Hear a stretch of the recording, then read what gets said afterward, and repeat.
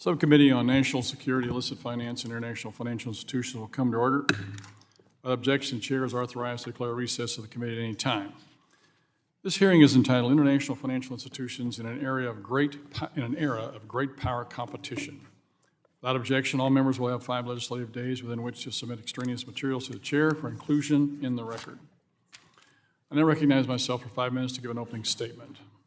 First, thank you for your very impressive set of witnesses.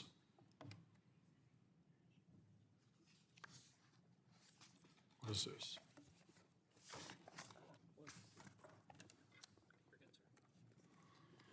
Apologize for that. Thank you we'd like to thank our very impressive set of witnesses for being here today. You possess tremendous expertise on the U.S. dollar and global economics, and we look forward to your insights. The U.S. dollar has been the preferred global currency since the end of World War II, providing our nation inherent economic advantages as well as responsibilities. Today, an estimated 88% of all currency transactions by value are conducted in U.S. dollars. Among other things, this limits the risk of a balance of payments crisis, which inherently lowers our exchange rate risk. The dollar's position also allows the United States and Americans to borrow at rates such as 50 to 60 basis points lower. Our currency strength not only benefits the United States government, but also helps the American consumers by lowering the price of imported goods, resulting in an estimated $25 to $45 billion a year in savings. Further, the dominant dollar offers investors dependability and a safe haven in times of economic uncertainty, as seen during the 2008-09 financial crisis, and more recently in the economic shock caused by the coronavirus pandemic. Finally, possibly the most important advantage of having the global reserve currency within our country is embedded in the title of our subcommittee, National Security. The dollar status allows us to apply powerful economic sanctions, which, when used properly as in a targeted tool, can alter our adversaries' actions in a way that advances U.S. and global security. Today, the biggest threat to American and global security is the Chinese Communist Party. Next week, Treasury Secretary Yellen will appear before our committee, and one thing that I hope to find out is, does this administration have a plan for when China inevitably attacks Taiwan? I asked the same question of Secretary Nelson in April and was not impressed by his answer. I asked that same question of Chairman Powell and was not impressed with his answer. We have concerns about that. Committee Republicans seeing the writing on the wall and have acted decisively by putting forward meaningful legislation. I only hope that the administration also has some foresight. Sanctions are a powerful tool, and their use should not be considered lightly. As such, diverse opinions exist on the effectiveness of the U.S. approach to sanctions. Some believe that carrying out sanctions too broadly rather than in a targeted manner can have a negative effect and ultimately undermine dollar dominance. Others believe we should use every tool in our kit to maximum effect. Because of the formidable impact that even U.S. unilateral sanctions can have, adversaries and even some friends have sought alternative payment methods and systems. It is anticipated that when the BRICS, which stands for Brazil, Russia, India, China, and South Africa, have their annual summit this summer, they will discuss the feasibility of a common currency mechanism for trade among their countries as an alternative to the dollar.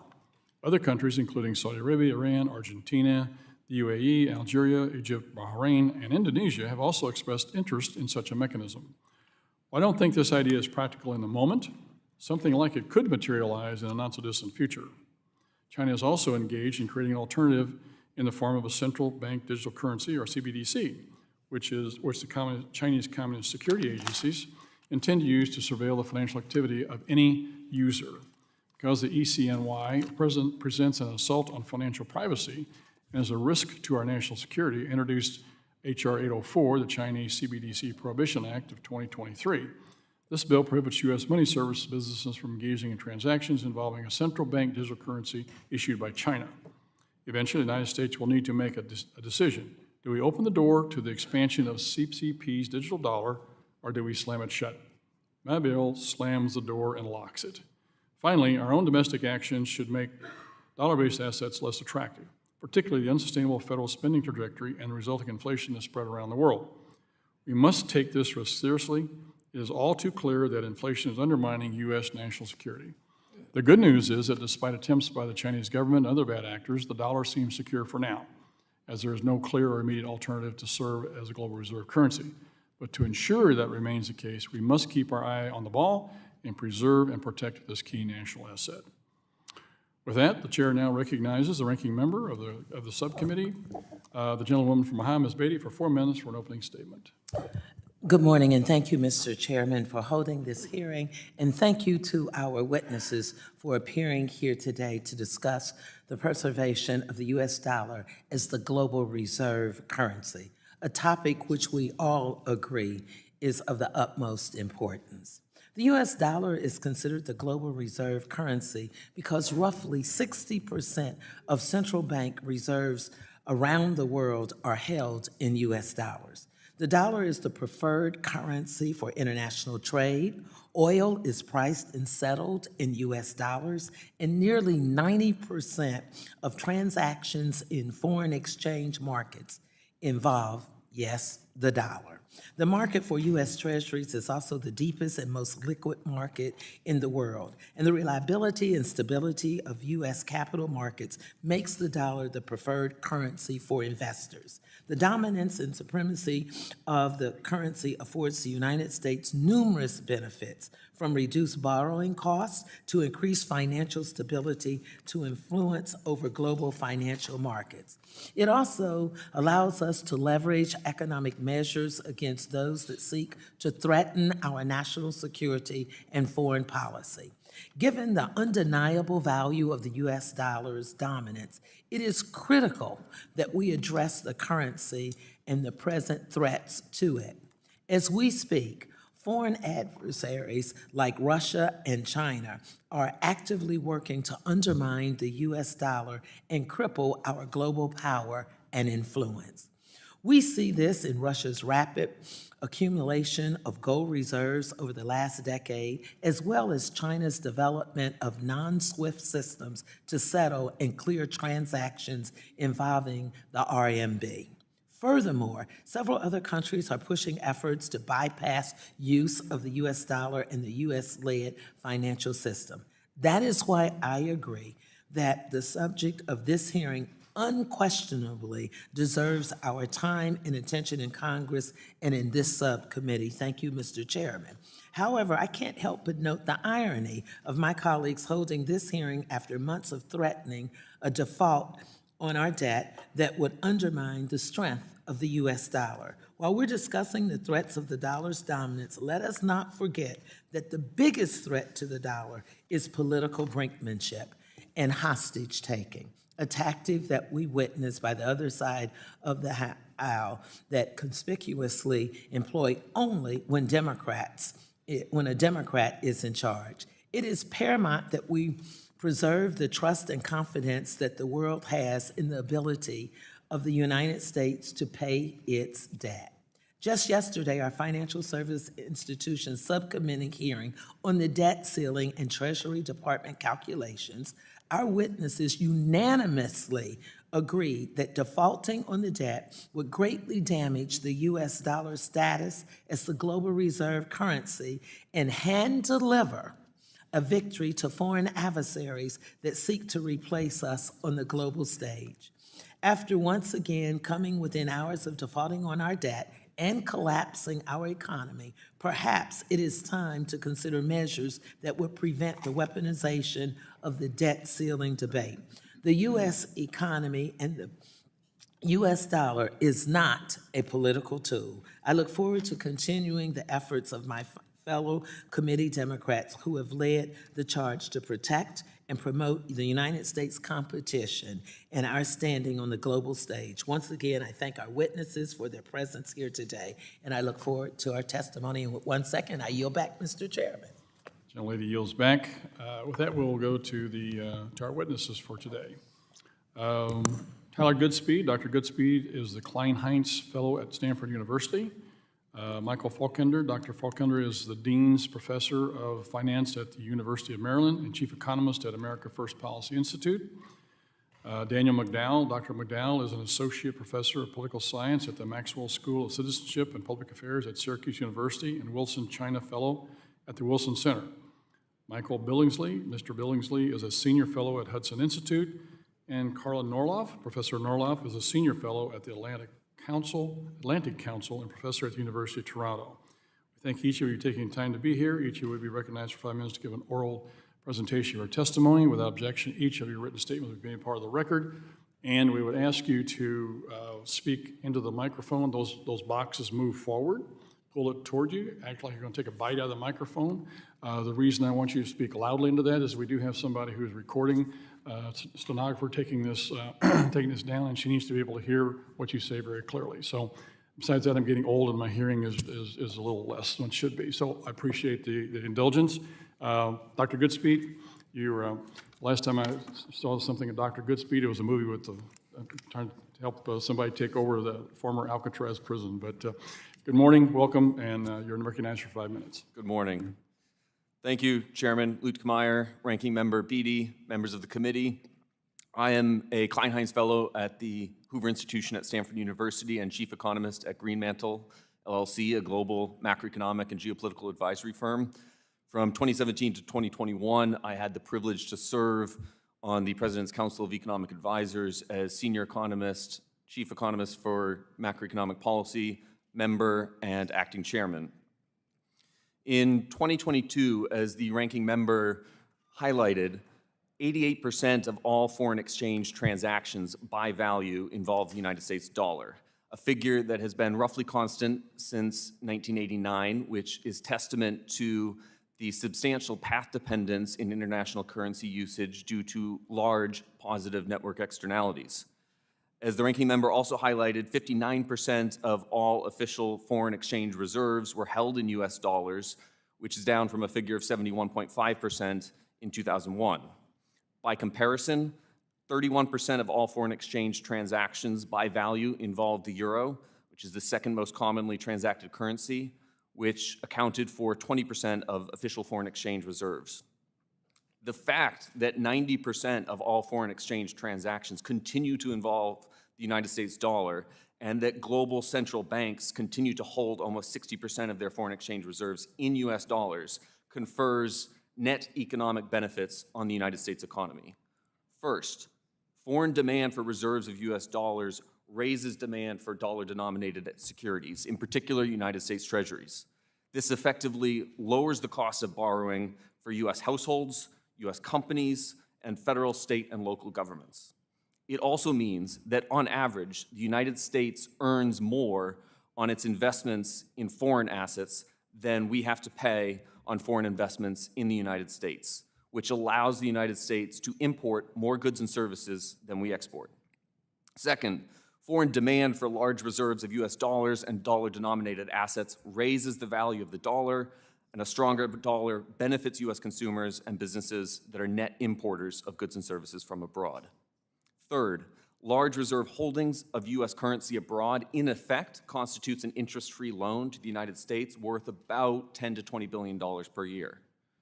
Fourth, the denomination of the majority of international transactions in US dollars likely modestly lowers the exchange rate risks faced by US companies. Fifth, given the volume of foreign US dollar holdings and dollar-denominated debt, monetary policy actions by foreign central banks generally have a smaller impact on financial conditions in the United States than actions by the United States Central Bank have on financial conditions in other countries.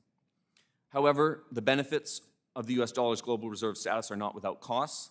Though lower interest rates in the United States benefit US borrowers, especially the federal government, they also lower returns to US savers.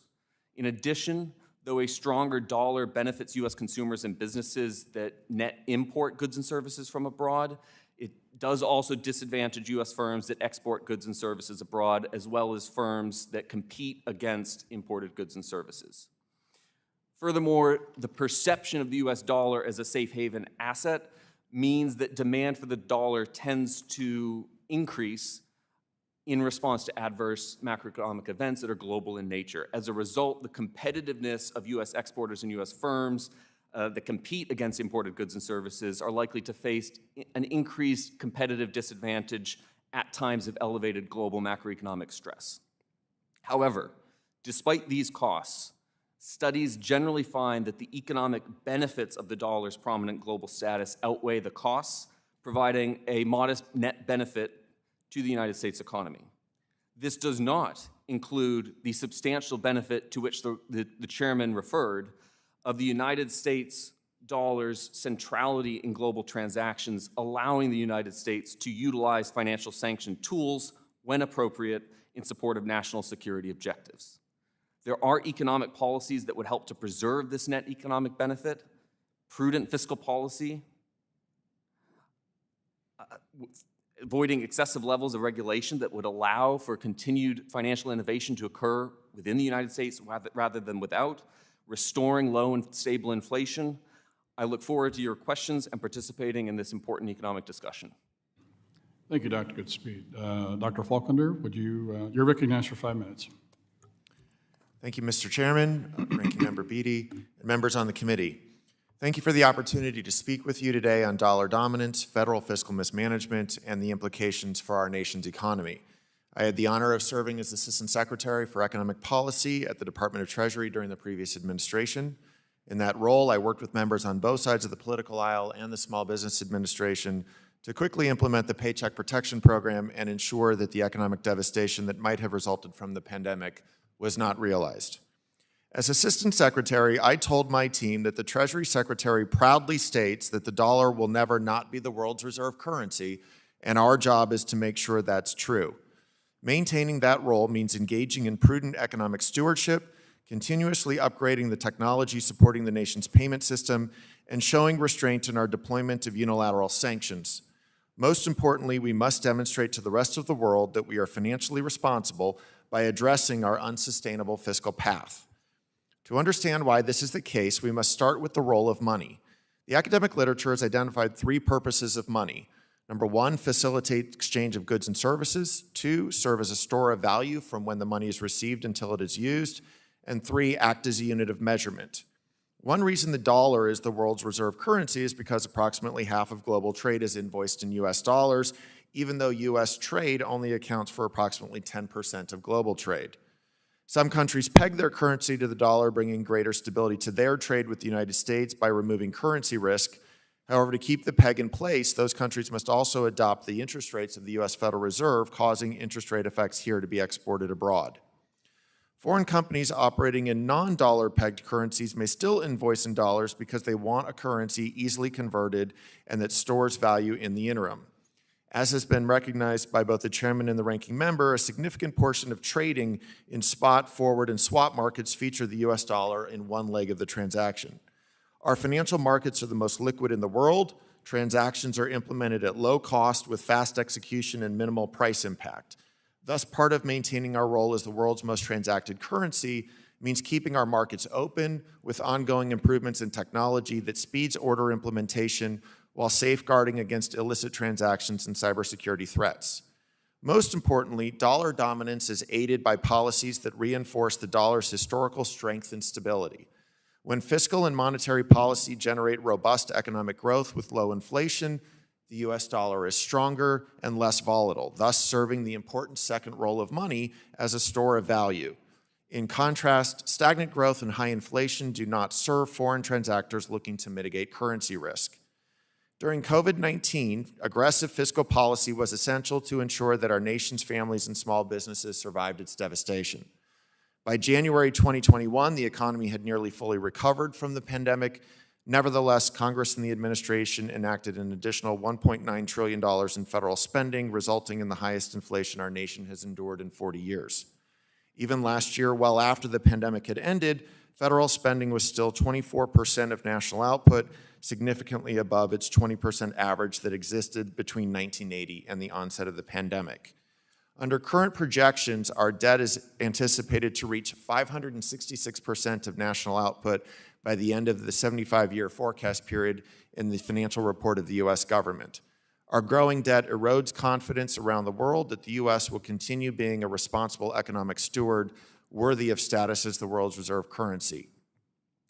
Given the outsized role of the federal government in our economy, recent growth has been anemic. Inflation is still well above the Federal Reserve's 2% target. Inflation-induced interest rate hikes have resulted in 3 of the 4 largest bank failures in U.S. history. Yet there seems to be an insistence on throwing more gasoline on the stagflation fire.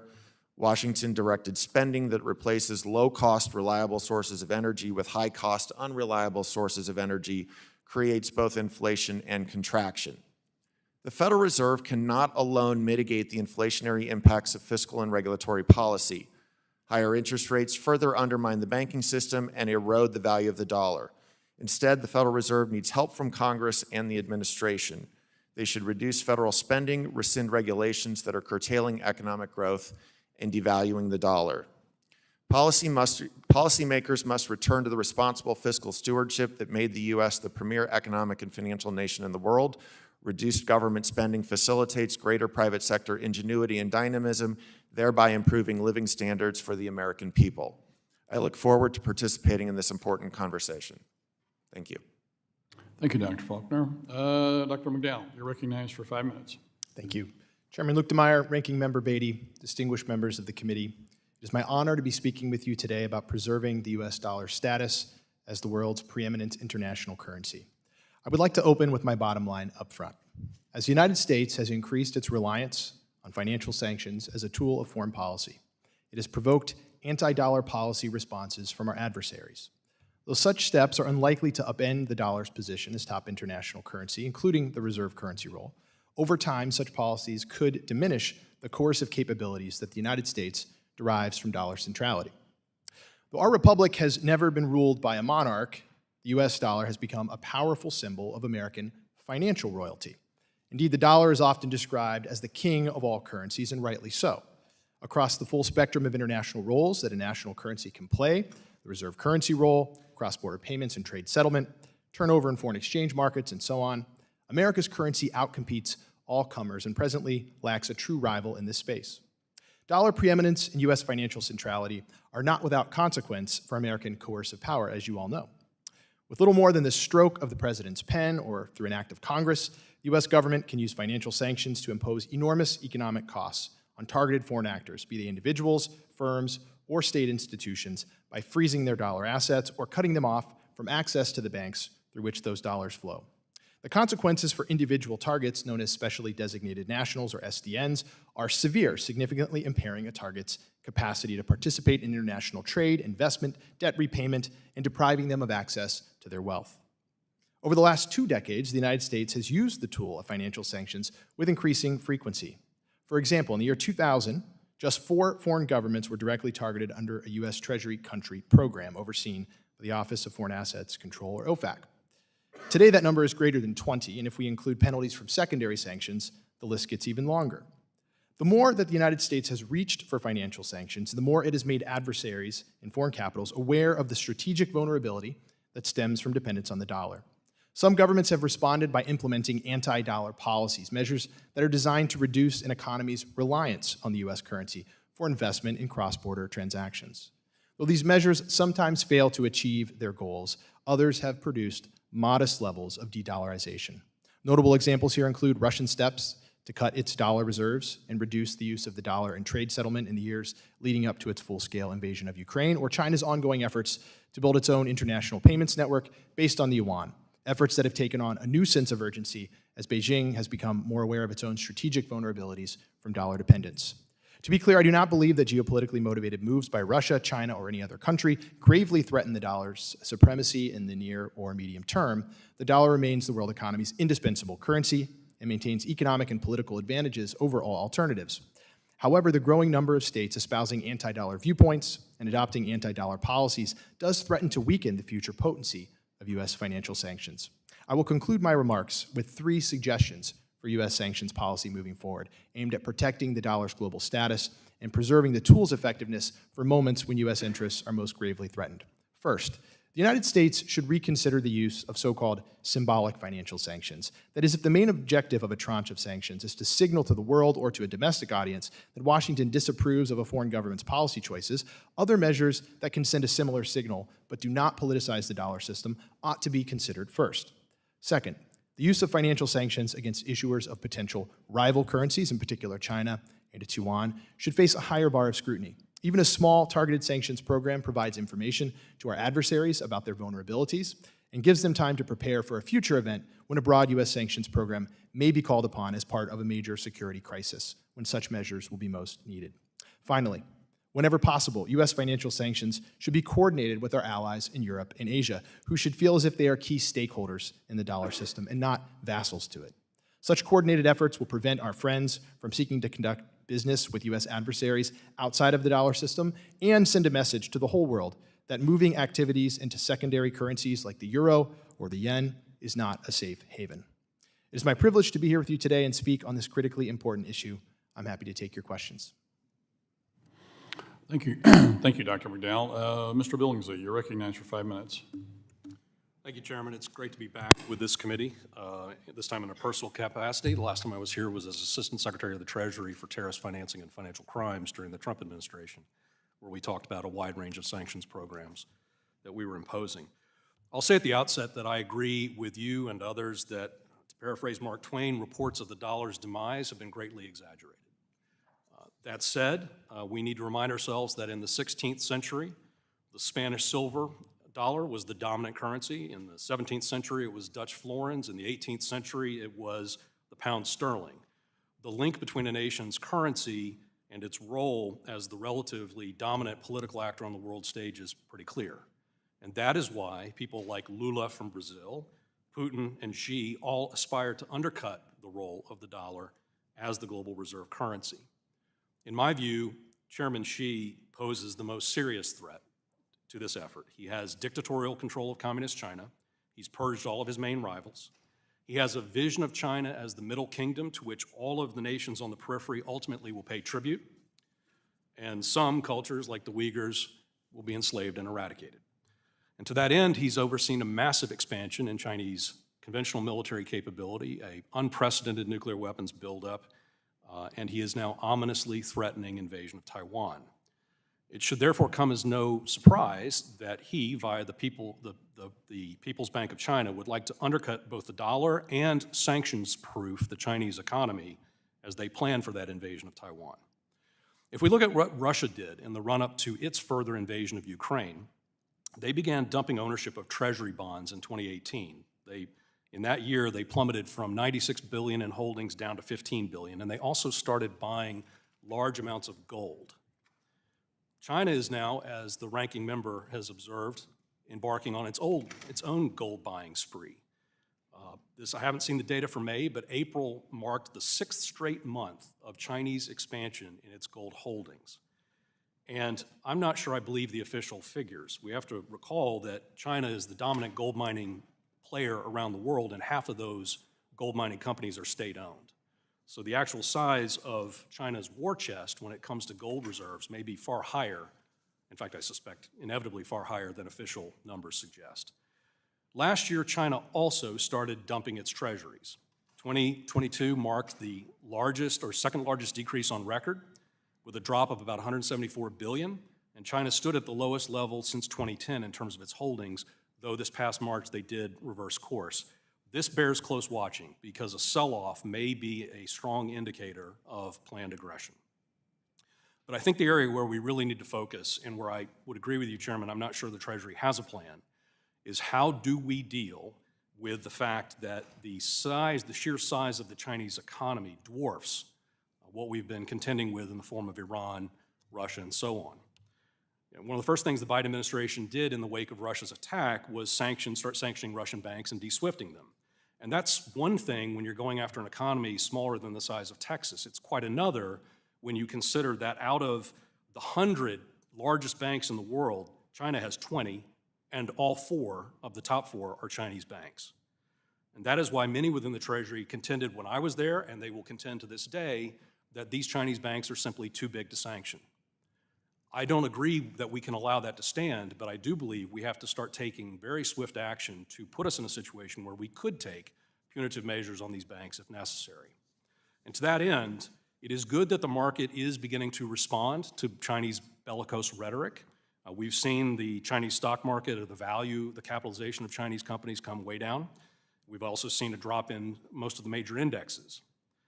We've also seen the 3 biggest banks in the United States start to trim their exposure, but I believe we need to encourage further reduction. And to that end, one of the things we should do is increase the capital requirements on banks that have substantial exposure.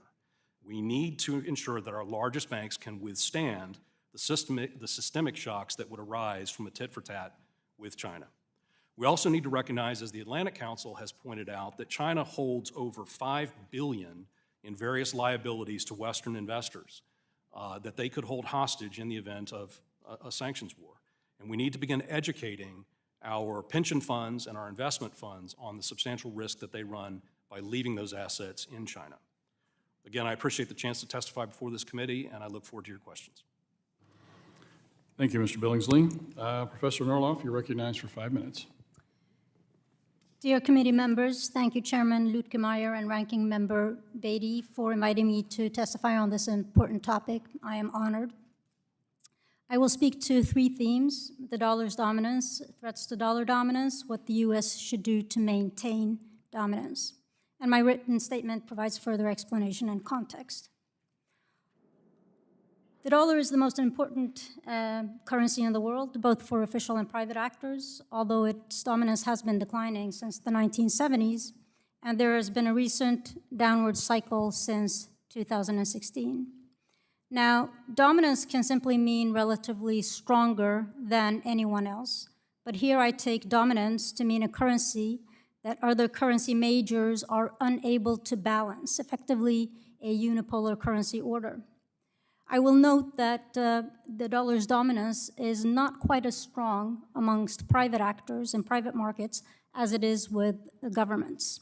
In private transactions, it averages about 45% of the world total. That includes FX transactions, but also things like issuance of international debt securities and cross-border banking. On threats to dollar dominance, the Russia sanctions have had little impact, to no impact actually, on dollar dominance. In fact, given the recent uptick in the dollar's reserve currency status, sanctions may be reinforcing dollar dominance. The Chinese yuan poses no immediate threat to dollar dominance. It accounts for roughly 3% of overall reserves. And so far, China has been successful in promoting the yuan with its trade partners, but the yuan is scarcely used by countries outside trade with China. China is a potential long-term challenger due to its active pursuit of trade and investment relationships. If the yuan is increasingly used by third countries, it will pose a greater threat to the dollar. And in addition to these external threats, there is also a domestic threat. Flirting with the possibility of a voluntary default puts dollar dominance at risk. What should the U.S. do to maintain dominance?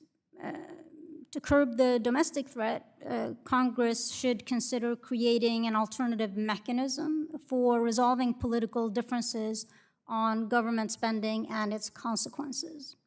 To rein in external threats, the United States should, whenever possible, implement multilateral sanctions in support of broadly endorsed goals to shore up the liberal international order. This is likely to limit dollar backlash.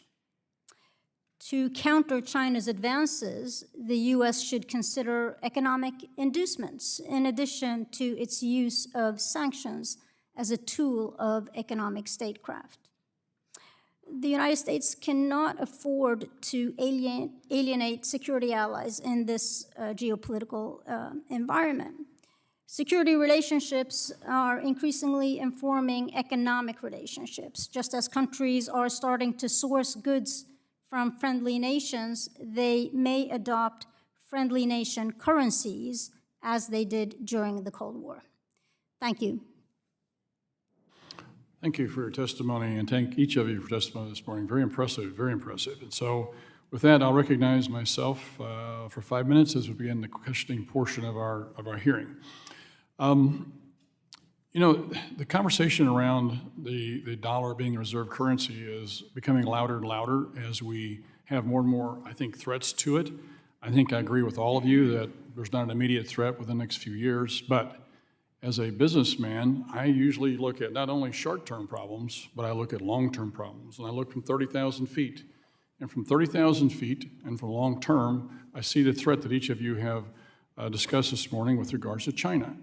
They are trading now in their own currency with their friends and allies. As that sphere of influence gets bigger, it chips away at our reserve currency. I think one of you gave some statistics on it. So I would like to talk a little bit about how we're forcing them into this position from the standpoint that I think each of you made the comment. I think Dr. McDowell made a comment with regards to the history of the currency. You know, we're looking at a currency that is being challenged now because we're putting sanctions on China, and they are looking at other ways to get around it. As long as our friends are our friends, they're okay with our dollar. When the enemies are getting pushed into a corner, they look for ways to get out of it, and our dollar is a way to control people, and they don't want to be under our control. So therefore, looking at ways to get around it. Mr. Billingsley, would you comment on that? They seem to be decoupling themselves from our own, trying to establish their own currency. Where do you see this going in the next, say, 20 years? Thank you, Chairman. Well, I think that their desire to establish their national currency as a true international currency fits hand in glove with their vision of themselves as the dominant player on the world stage, or at least that's what they would like to become. I agree with you that for the time being, I don't see that actually they're going to have all that much success in establishing the yuan as a hard currency globally for basically two reasons. One, China's a currency manipulator, and so people who hold the yuan are also holding a lot of risk that it may not have the same value tomorrow that it has today. And two, they have a very restrictive capital outflow regime that basically prevents you from moving currencies out of the country. They're very closed in that respect, and those are going to be their two main impediments. The thing I do worry, and I come back to this fact that they've been buying a lot of gold, is that one of the things that they could do, which would be very concerning if they wind up having larger reserves of gold than we believe, is they could start issuing yuan or gold-denominated, gold-backed yuan contracts. And that would further their ambition for introducing the yuan onto the world stage. But at the moment, the yuan is not a widely held reserve currency. In fact, a third of all yuan reserves are sitting in Russia today. Thank you, Chairman. Believing or suggesting perhaps that they go into Taiwan, how would this affect our reserve currency status with them, basically the world being in a lockdown position for a period of time until that situation is resolved, because they'll invade, we'll sanction, and then off we go. And so I think a couple of you talked about the sanctions being something we have to work very carefully about how we manipulate that. It can be counterproductive. Would somebody like to comment on that?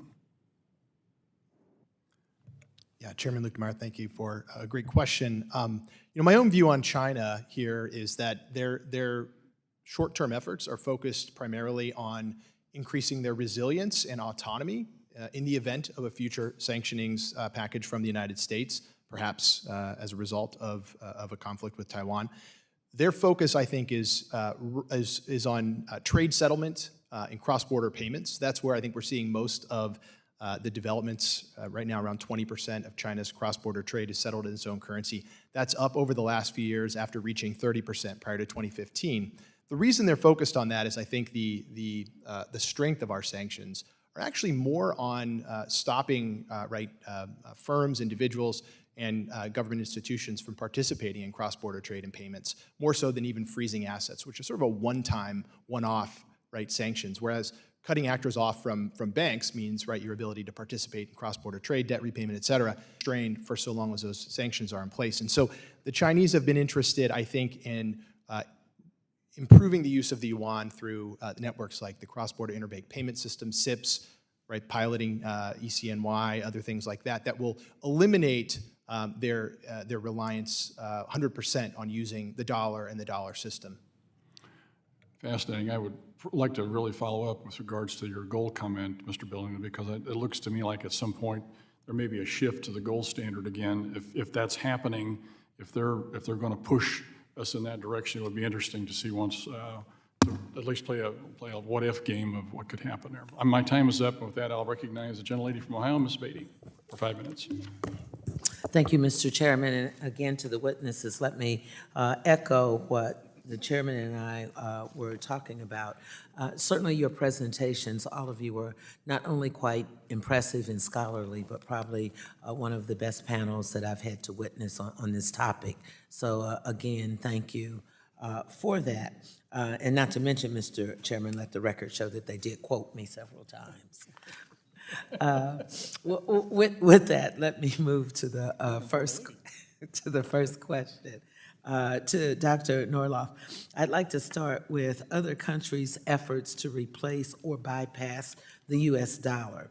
We've heard from all of you a lot about China and Russia's increasing their gold reserves, the use of alternative payment systems, and certainly certain African nations also partnering up to develop a multilateral system that evades the dollars.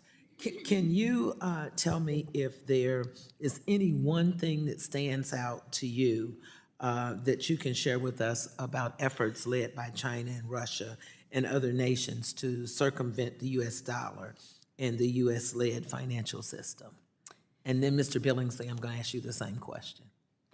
Yes, I think that those efforts are a new development, but I think that they are not very consequential because they build on the idea that local currencies will be used, the bilateral currencies and these relationships will be used.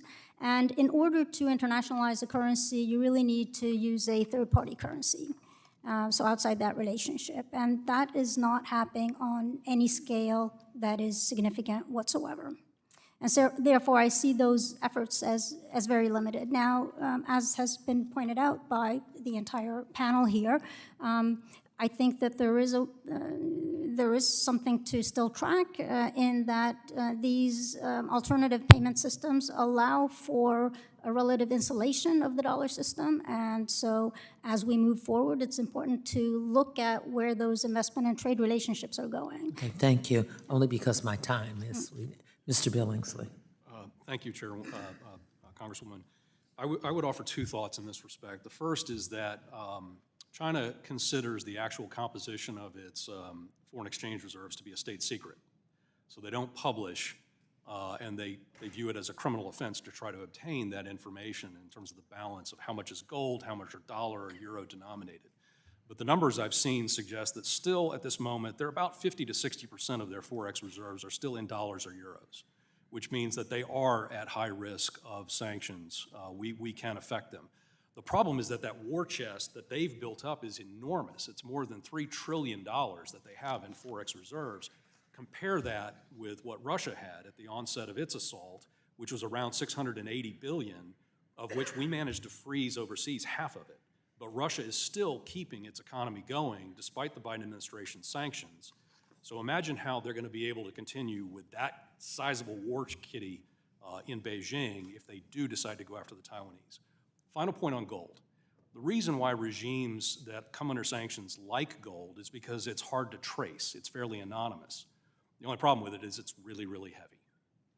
Thank you very much. Let me just skip to another question, and I'm really asking you this because I want it to be on the record. We spent a lot of time after our debt ceiling vote on getting educated. We know we will revisit this in 2 years, January 2025. So let me ask all of you, and it's a yes or no. I'll go down the line and ask you to comment yes or no on the effect of the debt default on the strength of the U.S. dollars. Is it yes or no for you that the dollar's position as the world's reserve currency would be harmed by default on Americans' debt? And we'll start it at this end. Mr. Goodspeed, is yes or no? If the U.S. defaulted on its debt, it would harm the U.S. dollar status. Okay, Mr. Faulkner? I agree, yes. Okay, McDowell? I agree. Mr. Billings? Absolutely. Yes. Mrs. Norloff? Yes. Thank you so much for that. I don't know if I have time for the next question. I'll read it and you can respond in writing. We know that non-U.S. mobile payment applications reportedly have reached more than 1 billion consumers and processed over more than $6 million worth of transaction. So I believe the continued advancement of these products into foreign markets can diminish the U.S. competitiveness and yield opportunities for foreign governments to influence international payment. So the question to you will be, what do you think about that? And we'll take that in writing. My time is up. Gentlelady yields back her time. Gentleman from Kentucky, Mr. Barr, who's the chair of the Subcommittee on Financial Institutions, is recognized for 5 minutes. Thank you, Mr. Chairman, and thank you for holding this hearing and for the witnesses' impressive testimony. This is probably the most important hearing we've held this entire Congress, and the testimony is excellent. Let me ask Dr. Goodspeed and Dr. Falconer about the relative risks to the dollar's dominance. We have these internal risks, regulatory failure that diminish the dynamism of the U.S. Free enterprise system. We have maybe bad tax policy. We have an unsustainable debt trajectory. Those are internal threats. Then we have these exogenous external threats, BRICS, a Saudi oil deal with China denominated in the yuan, the CIPS system, which is an alternative to SWIFT, the advent of crypto, adoption of a Chinese CBDC. Compare the risks, and which is the more significant risk in your mind?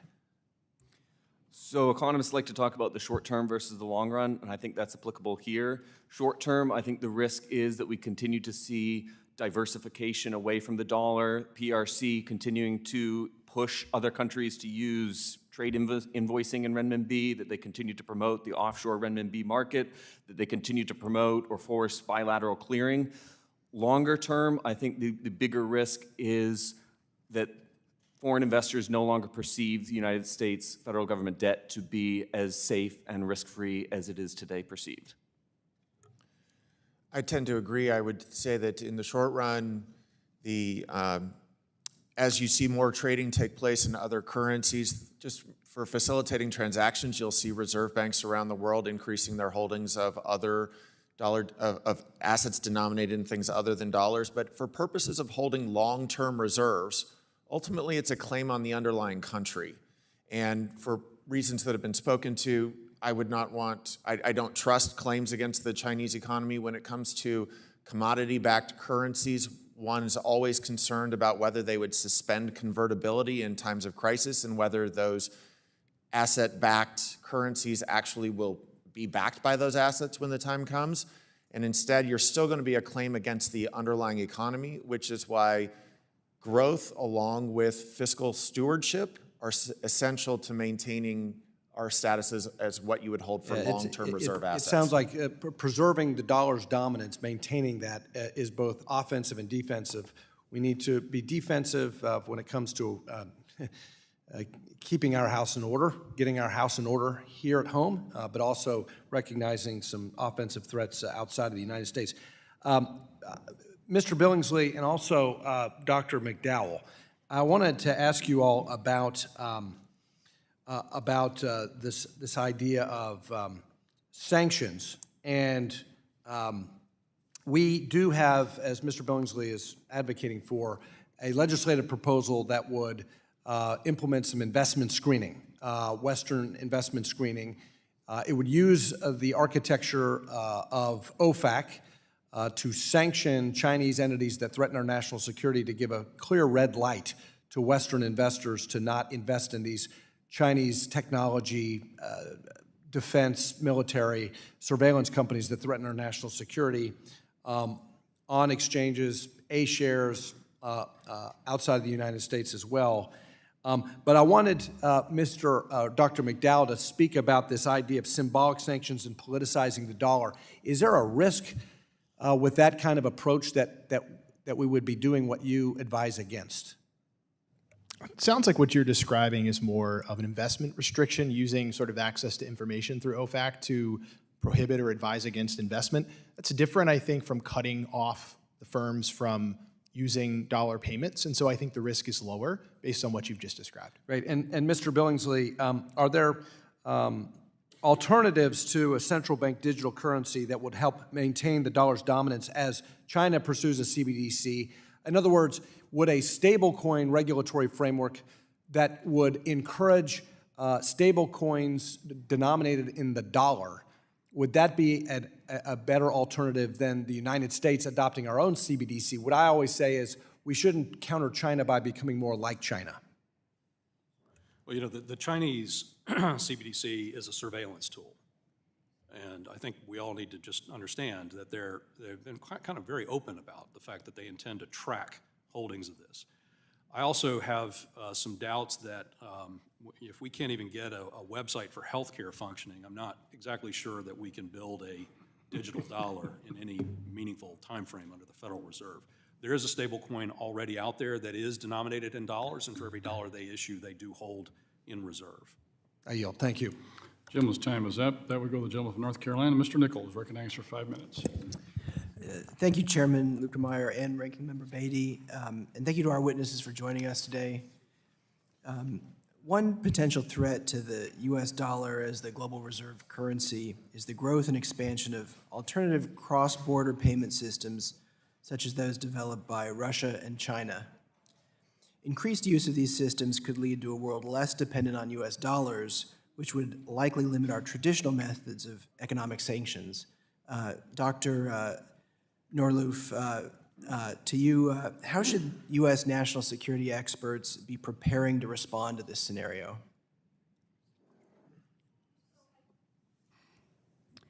Thank you.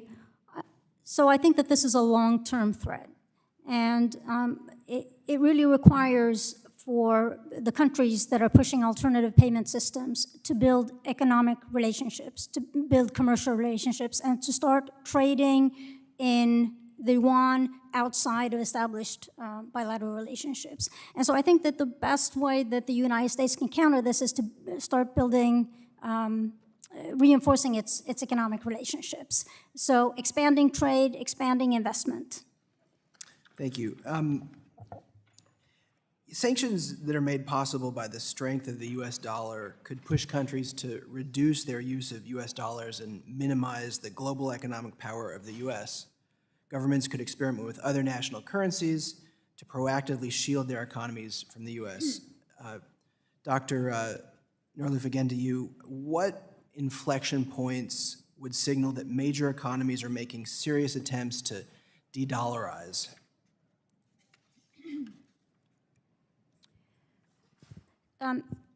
So I think that we are nowhere close to an inflection point in the reserve currency function.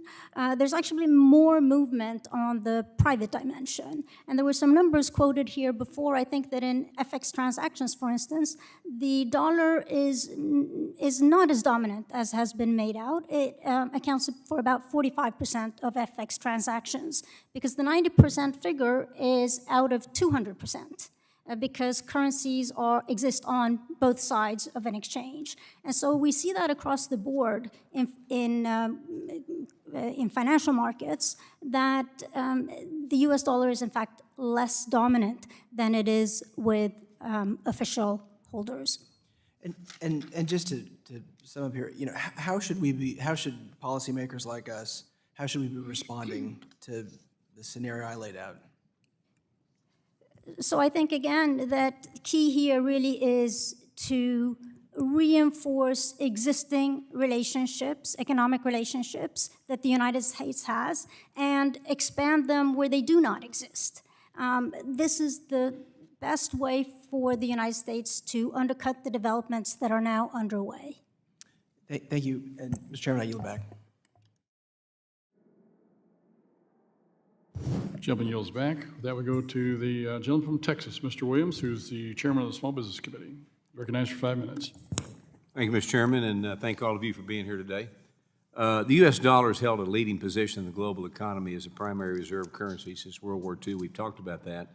And this status has given the United States economic and political advantages to strengthen market security and boost our monetary independence. Now there are the concerns that the rise of China's yuan and the euro and the other currencies are threatening to replace the U.S. dollar as the world's reserve currency. Now this decision would have, we all know, severe economic consequences. We've talked about that. However, despite challenges to the role of the U.S. dollar, other countries' currencies lack the scale and ability to serve as the workable alternative. So Even still, we must continue to examine risks that threaten the dollar's global role in reserve currency. Dr. Goodspeed, could you elaborate some more on the dangers of replacing the dollar as the global reserve currency and what makes the dollar the safest compared to the alternatives, and how we can better promote, be retail, about the global confidence in the dollar? Sure. I've heard it said by the president, don't compare me to the almighty, but compare me to the alternative. And I think something similar can be said of the US dollar, that this is, as members of the panel have said, the deepest, most liquid market for safe assets in the world. And if you're going to hold a currency, you want to be able to park that currency in a safe, liquid asset that you can easily dispose of if you want to convert it. And that is not in the renminbi for the reasons that have been cited, in particular the capital controls, where they are working to get around that by having offshore markets. It is not in the euro because they lack a liquid market for a single homogeneous debt. It is the US dollar, and we benefit from that for the reasons I cited economically, and for reasons that other members of the panel, witness panel, have cited in terms of national security. Thank you. In recent years, China has conducted a series of strategic initiatives aimed at challenging the dominance of the U.S. dollar. And one specific strategy has been currency manipulation. The Chinese have been manipulating their currency to gain unfair advantages in international trade, and Communist China is creating an unlevel playing field by imposing capital controls and limiting the currency flowing in and out of China. So this negatively impacts countries with market-driven exchange rate systems by creating doubts about the convertibility of the yuan. So we must put an end to this manipulative practice and protect U.S. interests by holding China accountable. So, Mr. Billingsley, what actions are the CCP taking to undermine the global role of the U.S. dollar, and how can we hold them accountable for their manipulation of currencies while maintaining our dominance? Well, I think it's important that the that the Treasury resume calling it for what it is, which is a currency manipulator. We did that under the Trump administration. Mr. Billingsley, can you pull your microphone closer to you, please? We did that under the Trump administration. I also would point out that we run a trade deficit with the Chinese.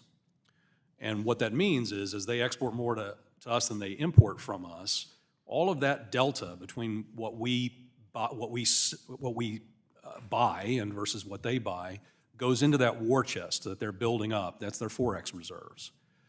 Under the Biden administration, the amount of that bilateral trade and the deficit has surged yet again from what it was when he took over in 2020.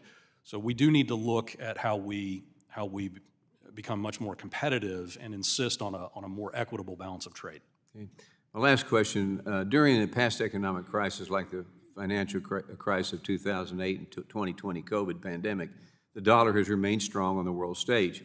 However, there is a concern that with the rapid rise of inflation our nation is currently facing is not only hurting us at home, but is also hurting our reputation abroad. And the Biden administration has fueled the economic downturn our country is facing, and many Americans are struggling to keep up with increasing costs for groceries, gas, and housing. And on top of all that, small businesses, of which I'm one, are crippled by high inflation and rising interest rates. Despite warnings, this administration continues their reckless spending spree that has brought on the highest inflation in decades. And Dr. Faulkner, quickly, can you expand on how record high inflation is affecting the U.S. dollar globally? How can the government boost dollar assets to protect our financial markets and make us more attractive? Absolutely. As you said, during the onset of the pandemic, it was necessary to engage in significant spending to support American households. But since then, the ongoing spending, well in excess of historical levels, has meant that there are way too many dollars chasing too few goods and services, and American families and small businesses have struggled the most. The issue that we've also got is that we've called upon foreign countries largely through the budget deficits we run to hold those dollar-denominated assets as part of their reserves, and what that does is contribute to the very trade deficit we're talking about. So to the extent that we wanted not to facilitate China's buildup of a war chest, running something closer to a balanced budget that does not necessitate foreign countries buying our debt would be beneficial. Okay. Thank you. I'm out of time. I yield back. Gentleman's time has expired. With that, we go to the gentlelady from Colorado, Ms. Pedersen, for 5 minutes. Hi, thank you so much for being here today. This is a very important conversation, and it has been on all of our minds after going through the debt ceiling debate and what might happen if we were unable to come to an agreement.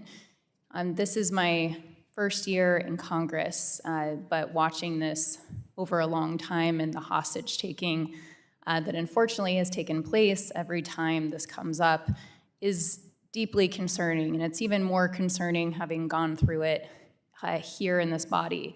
When I think about the long-term impacts, the message that this sends globally, when people have to question whether or not investing in the United States is viable, whether or not the United States of America will pay its bills. That is a huge security risk, and it is, we made it past this time, even though I think that the tactics used were deeply disappointing. But I'm very concerned about this in the long term. And when I think about some of my colleagues who oftentimes talk about the threat to China, inadvertently, this is okay, China would want nothing more than what we've gone through and what the potential consequences are. It would reduce the value in the dollar, the security of the United States, and our reputation and our long-term investments here in this country. So do you think that it is in our best interest for our national security, the strength of our dollar, to address the debt ceiling and take that off the table for the United States?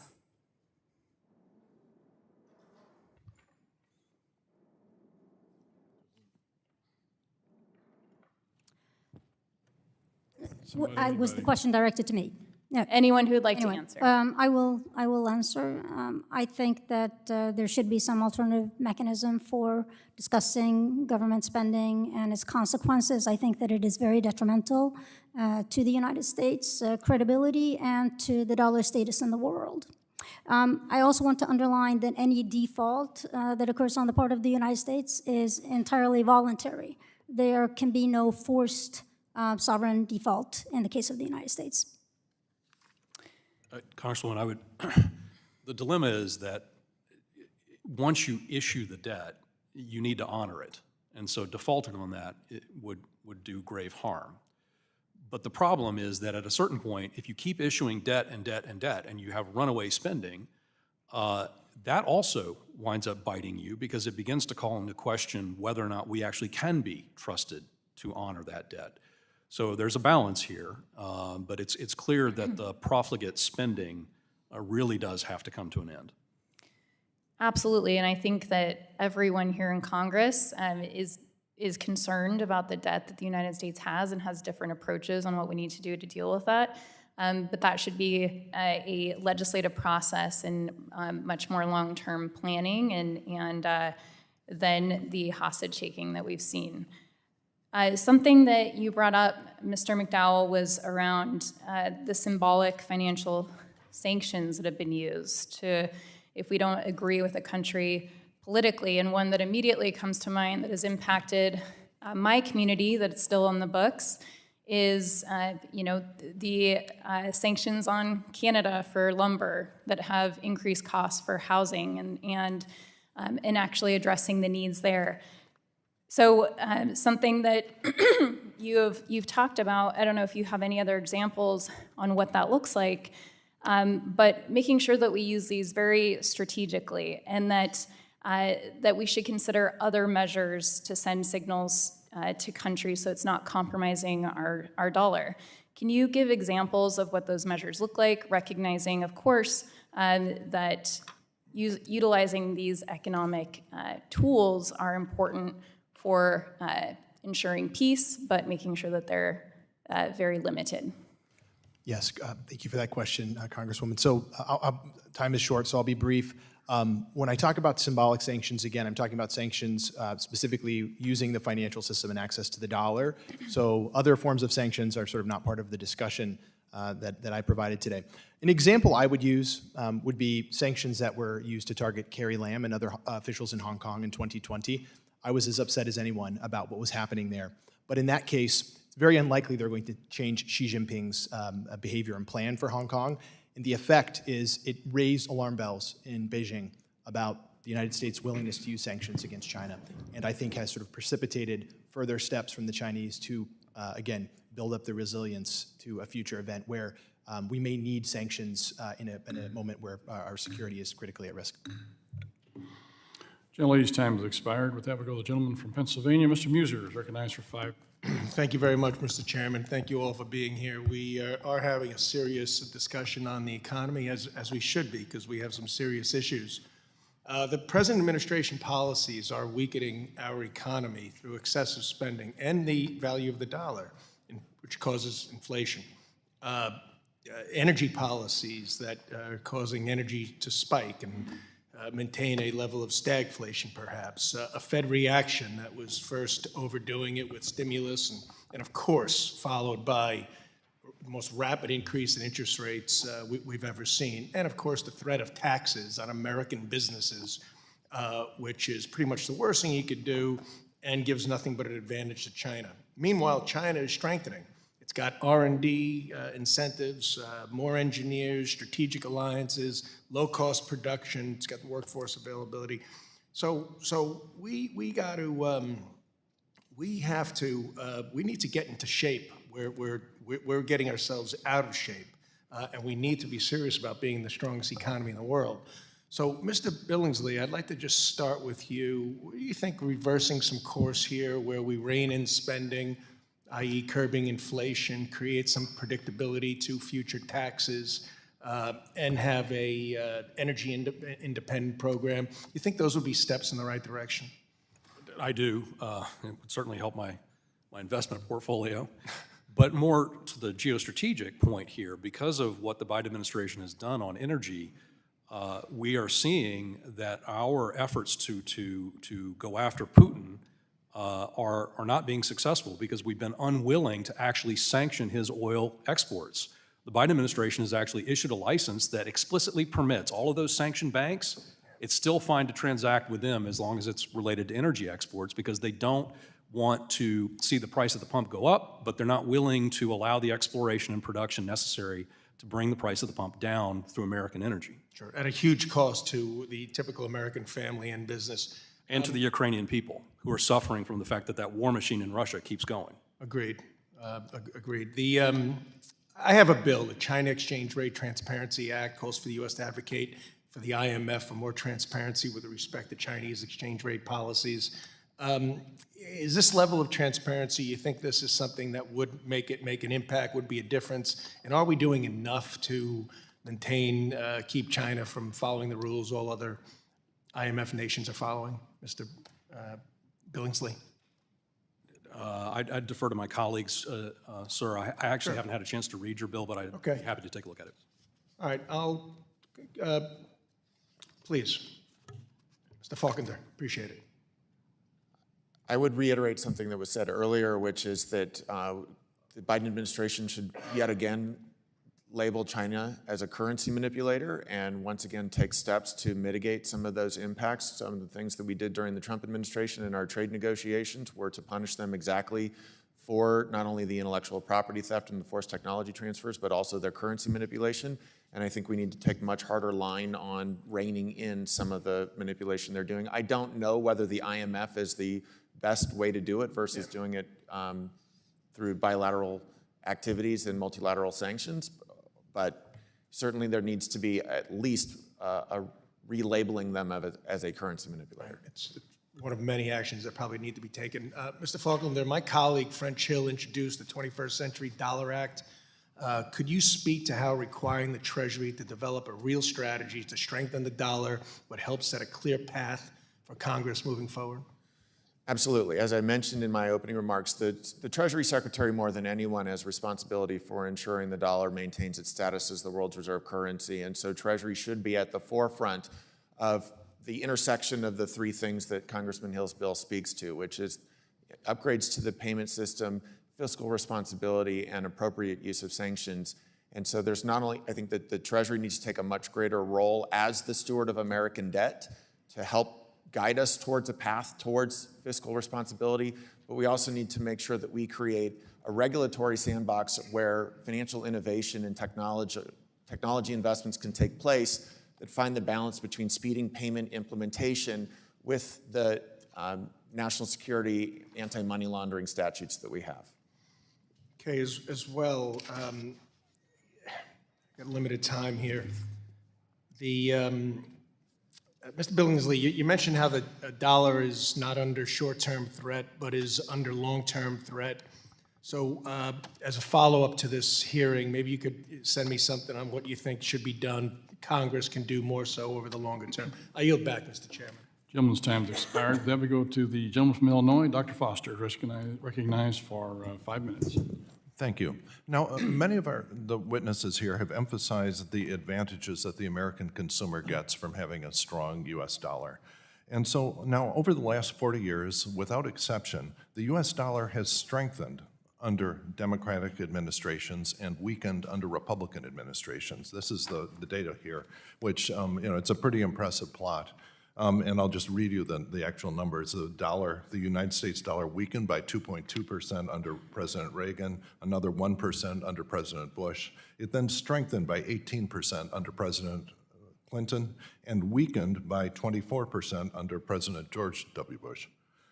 It then strengthened by 13% under President Obama, weakened by 10% under President Trump, and now the last time I made this plot was it had been up about 12% under President Biden. So this is, a pretty impressive correlation. So I was wondering what the witnesses' thoughts are on what's driving that. Is it simply the fact that the international community has a lot more confidence in the U.S. economy when Democrats are running it?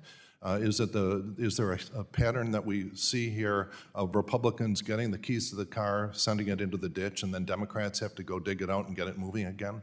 So what are the things that are responsible for that really impressive correlation? Any thoughts on it? We'll just go left to right if you want.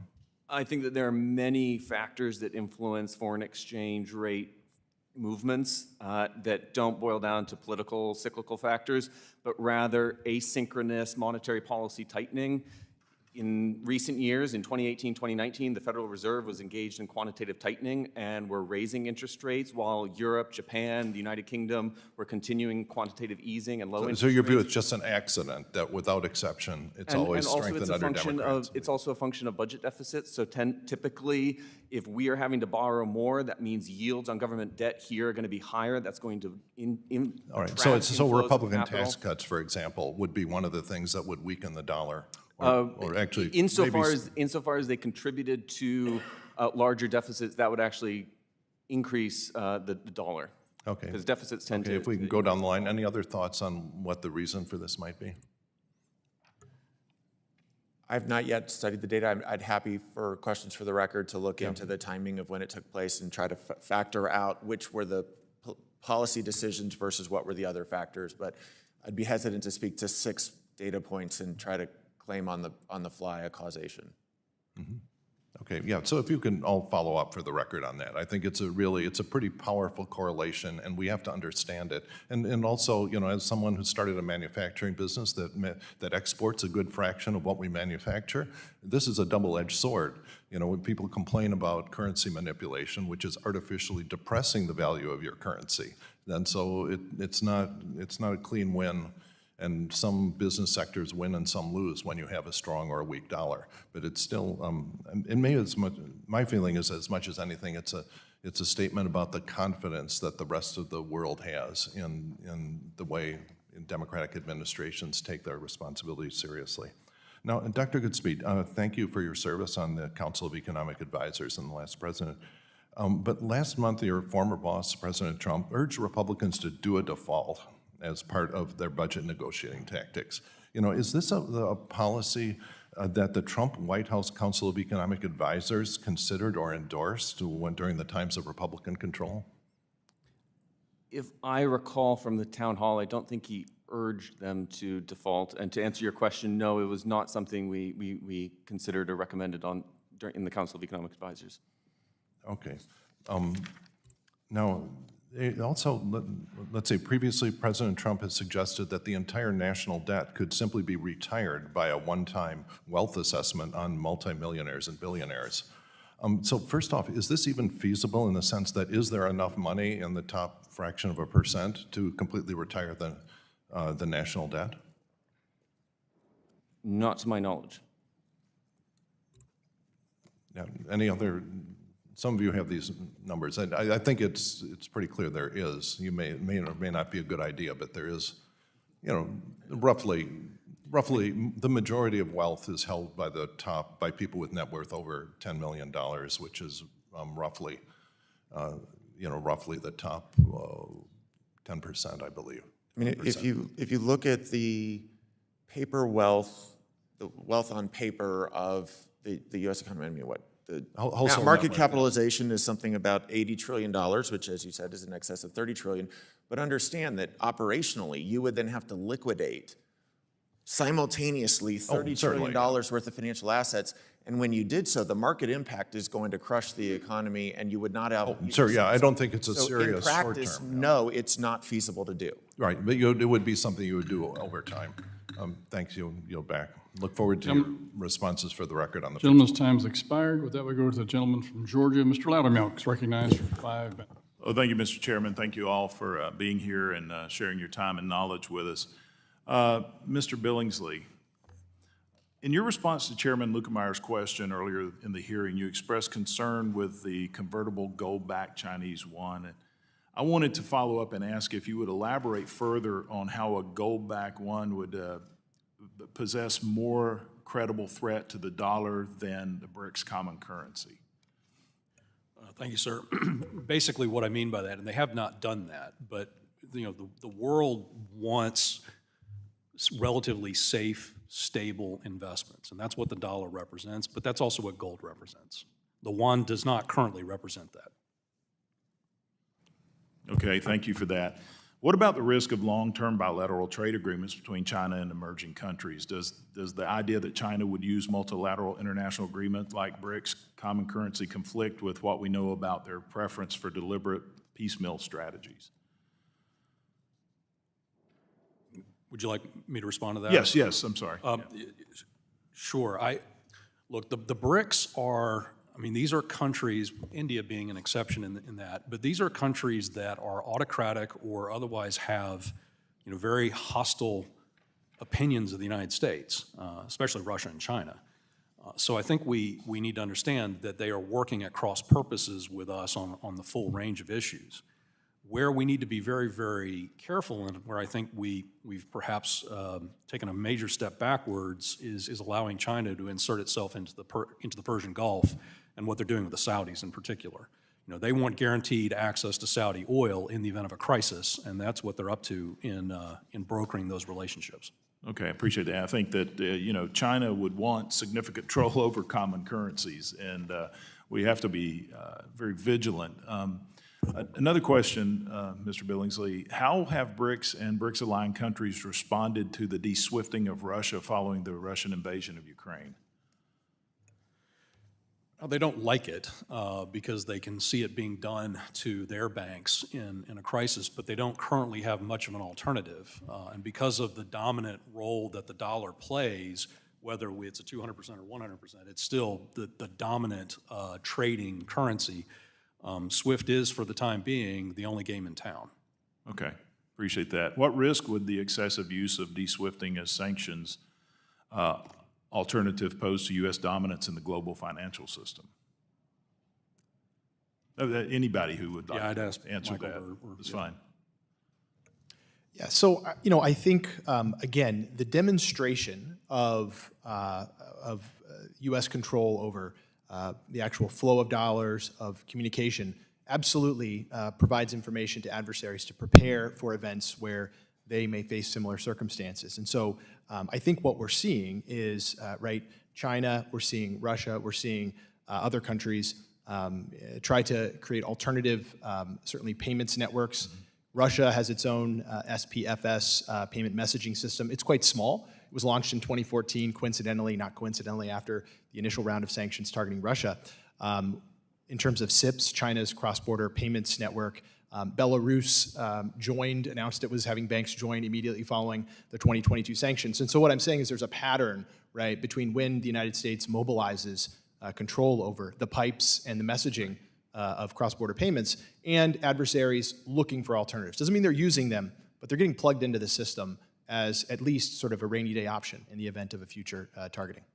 Thank you, Mr. McDonald. And while I got you, what standards of scrutiny would you recommend Congress or the President consider before leveling sanctions on a country like China? You know, I think with China, again, I look at China not just as a typical country, because I think they're an alternative service provider. All right, most countries fall into alternative service users. They're looking for an alternative to the dollar. China, you could perhaps put Europe in this as well. The only two sort of economic blocks capable, I think, of constructing an attractive enough cross-border payments network that could attract those alternative service users that are looking for that network. Right. And so that's why I think, again, with China, there should be a higher bar of scrutiny. That doesn't mean sanctions would never be appropriate against China. We could talk about circumstances where they would be very appropriate. But I think for smaller bites at the apple, it may not be worth the risk, right, of sort of spurring China to move forward and build that alternative network, if that makes sense. Yes, thank you very much. And Mr. Chair, I yield back. Gentleman yields back. With that, we go to the gentleman from California. Mr. Vorkis, recognized for 5 minutes. Thank you very much, Mr. Chairman. Again, thank you for holding this hearing and for the ranking member. I also want to thank the witnesses. I, too, think that this has been an excellent hearing. Dr. Faulkner, if I may ask you first, you've mentioned the interest rate in the United States. What has been the interest rate in the UK and in the EU? Has it been higher or lower? The inflation rate, excuse me. The inflation rate has been higher or lower than the United States? So inflation. Has it been higher or lower? Inflation immediately following the pandemic was originally higher in the United States and then ultimately became higher in Europe. But it started here and was higher here first. So it started higher here, then it was higher in Europe. Is it higher in Europe now, or is it higher here? It is currently higher in Europe. So how long has it been higher in Europe? We peaked at 9% in early 2022. They peaked a little higher than that later than that. So it's been about a year, if I recall correctly. Well, I think it's been longer than that they've been higher than we have. Yeah, I think you like data. You should go back and look, because I know it's been more than a year. I've been following it for more than a year. It was right around the Russian invasion of Ukraine in around February, so I guess a year and 4 months. So it's interesting because you keep blaming the Biden administration tangentially for inflation. You don't mention this is a worldwide inflation problem because of COVID and also because, obviously, the war in Ukraine. You keep saying it's because of the spending in the United States. Well, spending in the United States is not causing inflation in Europe. But anyway, I move on to my next question. The interesting thing, you guys talk also just about cuts and not about, that we're spending too much, but not about money, not about, bringing more money into the system, taxes in particular. What were the taxes under President Eisenhower? What was the highest marginal tax rate? Anybody know? I believe before the Kennedy tax cuts, the top marginal rate peaked in above 90%, although that was not a rate that anyone really paid. Yeah, so under Eisenhower, I think it was 91%. And in fact, interestingly, Kennedy ran on lowering taxes. And in fact, he wasn't able to because he was murdered before he was able to do that. So it was Lyndon Johnson that actually brought it down to 78%. But the interesting thing was that they really were worried about the debt. They really did want to pay it back. They didn't want to lay it off on future generations, and they didn't want to lay it off on the poor. So they paid higher taxes. Their effective rate was much higher than it is today. But again, they paid their taxes. You guys just look at cuts. You want the cuts on the poorest of the people, but you're not looking at what the wealthy are paying. And I think that's very important. I do want to ask, though, another question. I'm through with those questions about cryptocurrency. That hasn't been brought up much today. What is the issue with cryptocurrency? Is that a danger to the dollar? Some of us know, obviously, it's very small at the moment, but could that increase to be a real problem? Why don't we start with you, Doctor? Sure. First of all, I would say that the 2017 tax law was a lesson in terms of lowering marginal rates and broadening the base. And the way we broadened the base was by limiting the state and local tax deduction and the mortgage interest deduction, which are two deductions that massively favor the highest income earners in the United States. In terms of cryptocurrency, as of yet, I don't see cryptocurrency being a safe, liquid asset that would rival other U.S. dollar-denominated assets in terms of reserve currency and international currency appeal. Dr. Faulkner? So on taxes, I would just merely mention that. And not the taxes, percentage we're on of, cryptocurrency. Percentage of GDP that's captured in the form of taxes is the third highest. You know, I'm going to move on. I'm going to reclaim With my time. If cryptocurrency- you're not going to answer the question, I'm going to move on. Thank you. With cryptocurrency. I Cryptocurrency. think- No, I'm going to move on for you. Thank you. Cryptocurrency, sir. Gentlemen, either ask a question or allow your. I asked the your- question, and he answered a Answering your different question. Gentlemen. Either reclaim your time and go to another witness and ask a question. My time is continuing to run here, and so Well, I'm going to You're ask. continuing to talk about it. You're recognized for the balance of your time to ask a question of the witnesses. He was answering on a question I've already asked. And you reclaimed your time and went back to go to another witness. You know, in fact, my time is almost over now since the I'll give you another conversation 30 we've had. No, that's okay. But I asked the question. They answered the question, and I didn't want them to go back to the question. Reclaim The your question time was, and go to no, the next witness. you go ahead, but I'm going to yield back my time. I asked my questions. Thank you. Gentleman yields back. Gentlelady from California, Ms. Kim, is recognized for 5 minutes.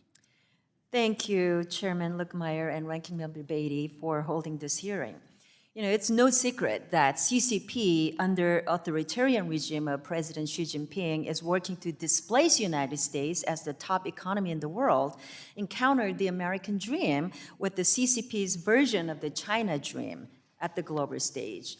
The CCP is strategically undermining U.S. interests at every turn, as proven by their theft of valuable intellectual property and agreements with Russia to circumvent economic sanctions triggered by the invasion of Ukraine. As you know, I'm going to ask the question to Dr. McDowell. The Russia invasion of Ukraine, it's already been over 15 months. So what lessons should the United States government take from how we utilize sanctions when assessing the possibility of a similar impending attack by the Chinese towards Taiwan? Yes, thank you for that question, Congresswoman. So I think the lessons we can take from the sanctions against Russia, I would say before the war and after, again, are that they provoke, right, our adversaries to move into alternative currencies. In fact, they sort of require it, right, because targets cannot use the dollar system, and so they're forced to move into other currencies. We've seen, again, leading up to the war, Russia settling more trade with China in euros, settling more trade with China in the yuan. We've seen that increase with the focus on the yuan and then rubles after the invasion and the new rounds of sanctions. And so in one sense, that's a sign that sanctions are working, because if sanctions are working, countries will have to move their activities away from the dollar. But it's also a sign that sanctions do not stop countries like Russia or China from participating in the world economy. There are limitations to how effective they can be. And so again, I think the bigger lesson here is about thinking about how to use sanctions in a way that doesn't provoke additional sort of infrastructure building that will weaken the effectiveness of those in the future. Thank you. Congresswoman, may I offer 3 or 4 specific things I think we need to learn from what did and didn't work? First is, you can't make vague, unspecified threats in the run-up to hostilities. You have to begin imposing consequences before the assault begins. Lesson number 2, you cannot piecemeal sanctions on banks when it comes to state-controlled autocratic systems, because they simply use the non-sanctioned banks to get around it. Lesson number 3, you have to go after the thing that they export, which is giving them the hard currency reserves to keep the war effort going, and we have not done that with regard to Russian oil. So those, I think, are 3 major deficiencies that we need to fix. To the chairman's point earlier, I've served as an acting Assistant Secretary of Defense and Deputy Undersecretary of the Navy, as well as Assistant Secretary of the Treasury, and I can tell you the Treasury does not sufficiently plan in advance for these kinds of consequences. We need to urge Treasury to come up with a serious game plan to go after the Chinese if we believe invasion of Taiwan is imminent. Thank you. Thank you so much for both of your perspectives on that and the lessons that we can take from it. But we should all be troubled by the increase of central bank swap line agreements deployed by the People's Bank of China. According to 2021 CBOC report, it said that it has swap facilities with 40 countries with a combined capacity of almost $4 trillion yen, or about $570 billion. And just a few days ago, Argentina, a country facing a deep currency devaluation and 109% annual inflation, they announced a deal to renew its currency swap line with China and double the amount it can access to nearly $10 billion. So the PCOC justifies the swap lines as a way to force countries to utilize the yen as a method of exchange. So I want to ask you, Mr. Billingsley, instead of liberalizing its capital account and allowing the yen to be fully convertible into the currency exchange markets, the CCP has opted its increase into its bilateral swap line agreements to further internationalize its currency. So is there anything that the United States can do to slow down or reduce adaptation of the PCOC's current swap lines? Thank you, Congressman. I'm not an expert on credit swaps, but we have some here, so I defer to my colleagues. Real quick, my own reaction here is that the swap lines have been, initially were pitched as a way to promote the use of RMB in trade settlement. There are some studies that show that there's a slight increase in trade settlement in yuan when a country has a swap line, but they're not transformational. Now it seems like in the case of Argentina, they're being used more as a way to help these countries that have found themselves heavily indebted to Chinese state-owned banks and the Chinese government to effectively get access to RMB to save their dollar reserves. To be honest, I think the use of the swap lines from Argentina is actually a symbol of the dollar strength and the reliance of countries like Argentina on the dollar than a sign of the yuan strength. Gentlelady's time's expired. With that, we go to the gentleman from Texas, Mr. Green, recognized for 5 minutes. Thank you, Mr. Chairman. I thank the ranking member as well, and I thank the witnesses. I concur with those who have indicated that your testimony has been stellar.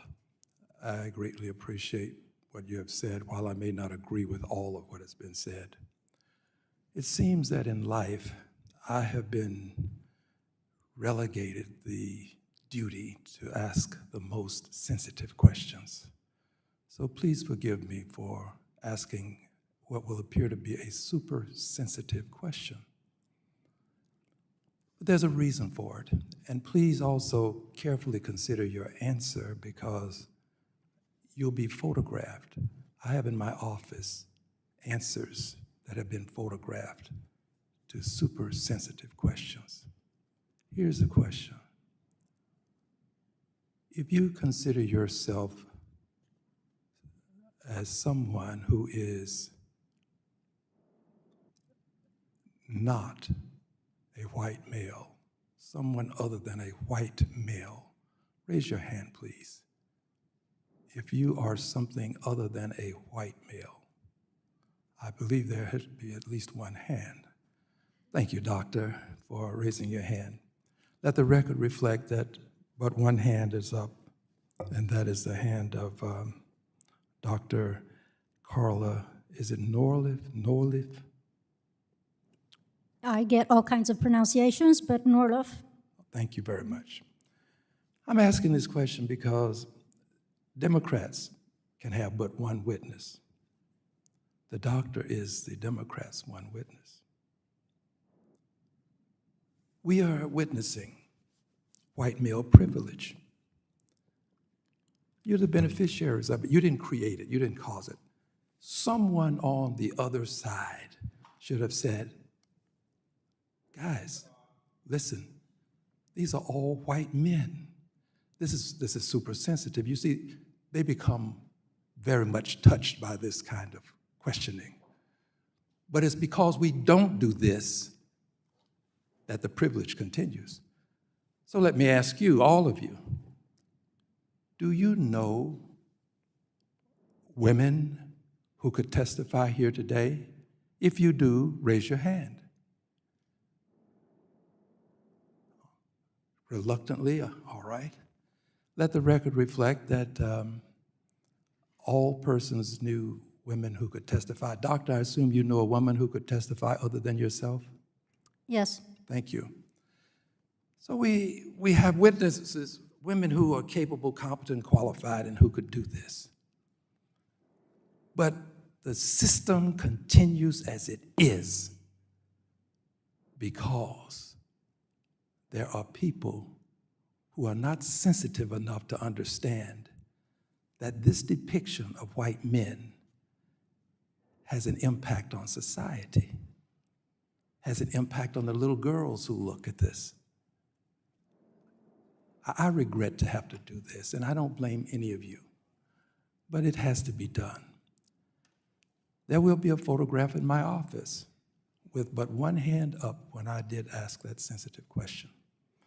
Now, let's go on to something more conventional. Do threats of default have an adverse impact on the dollar as a global currency of choice? Do threats of default have an impact? If so, raise your hand. Raise your hand, please. Reluctantly so. Doctor, do you agree? If so, raise your hand. I don't agree that threats. I do agree that defaulting would have adverse consequences. But you don't think that saying the dollar we should default would have any impact? I think it's mitigated by the dollar's safe haven status. By the dollar's safe haven status? What is that, doctor? That means that in times of crisis, the dollar actually increases in All right, strength. well, let the record reflect that all but the doctor raised a hand indicating that threats of default can have an adverse impact. I mention this because we have a former president who regularly indicates that we should just let it default. That aids and abets those who are in the business of extorting, by the way. I don't agree with this. I think the dollar has supremacy because people know that we won't default, and they believe in it. I yield back. Gentleman's time has expired. With that, we go to the gentleman from Tennessee, Mr. Ogles, for 5 minutes. Thank you, Mr. Chairman. And I want to thank the panel. Again, a very esteemed panel, great testimony today. And again, I would say of our panels, this has by far been the one that I've most enjoyed, although we've had some great panels. Don't misread my comments. But, you know, as we talk about the significance of the U.S. dollar, you know, we have seen countries take actions to start move away or perhaps diversify away from the United States economy. You know, France has made oil deals with China and the yuan. The Malaysian Prime Minister said there's no reason to continue to solely rely on the U.S. But yet the dollar survived the Bretton Woods collapse, the launch of the European Union, the euro, the financial crisis. You know, we've discussed the stability and the depth and really the diversity of the U.S. economy. But as we look at continuing to attract and continue to really kind of remain the dominant predator in the currency space, Mr. Goodspeed, what other incentives are there for countries to continue to ally with the United States? And then what do we need to do to continue to further those incentives? I think first and foremost is to maintain a dynamic, large, growing economy, because that constitutes a center of gravity within the global economy, that people have to transact in dollars, they have to invoice in dollars, and the market for U.S. dollar-denominated debt remains, to say again, the deepest and most liquid in the world. I would also say we've had some discussion of innovation in cryptocurrency, in payment systems, and we want to make sure that we have a regulatory framework in place that allows for that innovation to occur within the United States versus without. And I would also add that low and stable inflation is important for stability in the dollar, and that's why it's essential that we get inflation back to target. Well, you mentioned inflation, and you look at our current spending levels that have obviously created inflation within the United States. It has also created inflation abroad, as was mischaracterized previously. So as we look at the current administration, and you look at our debt levels, we're currently at roughly $32 trillion. We just added $4 to $5 trillion over the next 2 years. What impact do you see on the horizon if we don't get spending under control? It should also be noted that we don't have a revenue problem. Historically, revenues have only exceeded current levels to GDP a few times in recent history. So spending is the issue, not revenue. Well, I would say it will over time as deficits mount and as the debt burden rises above 100%. I think the Congressional Budget Office has it ending the budget window at about 119% of our economy. Then we will probably observe an acceleration of diversification away from the dollar as a hedge. Again, I don't see another single currency displacing the dollar as the major international currency or as the major reserve currency, but continued diversification. Mr. Billingsley, why was banning of the Alipay, the Q Wallet, and WeChat Pay vital to national security? I'm sorry, I didn't catch the first part of that question. Why was banning some of the alternative payment systems, CCP payment systems, important, imperative for national security? Well, I think the CCP had a number of reasons for going after some of these. One, I think, had to do with some concern that some legitimate concern that the People's Bank of China had that they were providing credit in an unregulated fashion. Some of it is a control mechanism because Chairman Xi wants absolute and total control over the Chinese oligarchs as they are.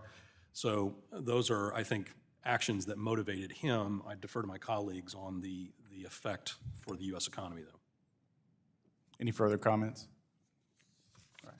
Well, you know, as we move forward, and we're about out of time, just really briefly, as we continue to see escalation from the CCP against Taiwan, what impact would that have really on the global economy? Not the U.S. dollar, but the economy. Anyone? It would be catastrophic. Mr. Chairman, I yield back. Gentleman yields back. With that, we go to the gentleman from Iowa, Mr. Nunn, recognized for 5 minutes. Thank you, Mr. Chair, and thank you to the ranking member for holding this. I want to compliment you being here based on both merit but also a long lineage of successful insight into the strength of the U.S. dollar on the global economy. Now, it is my belief that we are not under immediate threat of the U.S. dollar being replaced as the world's reserve currency. However, there are developments here that I applaud this Congress in taking a leadership role in helping to drive. So, Mr. Billings, I'm going to begin with you, both in your defense service as well as at Treasury. In February of this year, the Office of Foreign Asset Control issued action against several Russian individuals and proxies accused of skirting one of the most aggressive, or at least so-called aggressive, sanction regimes in U.S. history. Could you please talk with us about how Russian individuals and defense firms like Rostec have been able to facilitate arms sales under this extreme sanction regime leveled by the president? Congressman, some of the sanctions that this administration have imposed have been effective, and in particular, some of the actions taken against Russian oligarchs.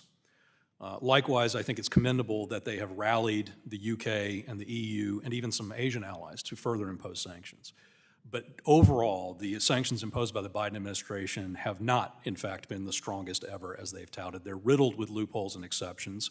We're in the process of allowing the Iranians to continue to cut billion-dollar deals with Rosatom, which is the organization which also, by the way, is expanding the Russian nuclear weapons stockpile, for instance. So it's not been comprehensive. We need to go after the full set of banks across the board, and we need to go after Russian oil exports. Otherwise, it prolongs the war. Fully agree with you on that, and I compliment the fact that we have been able to work with our allies on this. The challenge, though, remains that there is a shadow network in which a lot of this is skirting U.S. sanctions, and we are losing the ability to control that. Specifically, let's talk about one of these, the Zemenkov network. It's beginning to chip away at U.S. foreign policy and the legitimacy of the U.S. dollar in just the way you highlighted. Tell me how one of these networks operates outside the U.S. control system. Well, they do it in a lot of ways. I mean, Russia also partners with Hezbollah, for instance, in skirting sanctions on both sides of that equation. And they use jurisdictions which don't have really truly effective anti-money laundering regulations. And here I'm specifically talking about the Emirates. I'm talking about Turkey. We also see a lot of interest in Venezuelan gold. Largest gold reserves in the world are in Venezuela. And as I said earlier in testimony, that people love gold because it's anonymous. It's hard to trace.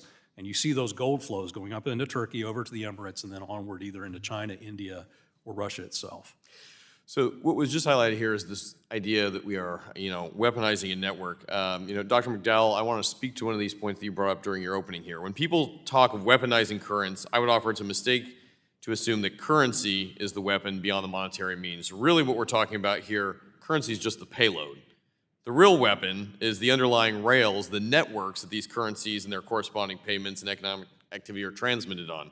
Countries, companies, consortia, they control the rails and ultimately wield this as a real economic power.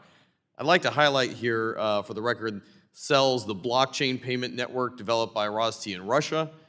CHIPS, this was highlighted, a payment clearing settlement out of the communist Chinese currency. In 2022 alone, we saw over $14 trillion in transactions through this network in over 109 countries. So the question I have here is that, can you elaborate on how China's development of the cross-border interbank payment system, known as CHIPS, has facilitated an alternative payment network for clearing these settlements outside U.S. networks? Sure.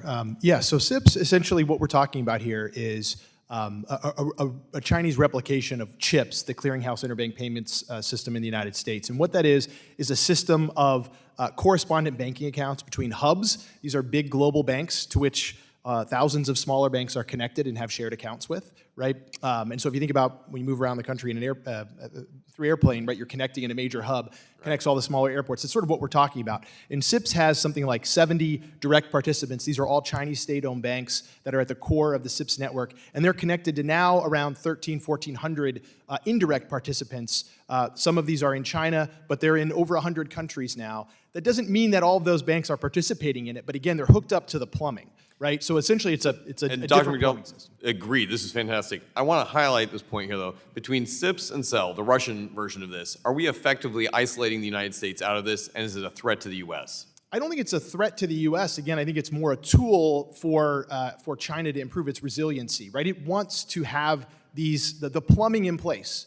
So if it gets caught in a Russia-like scenario, right, it already has that network and can, if it needs to, lean more heavily on it. It's already using it, but it's marginal right now. Thank you, Mr. Chair. I yield my time.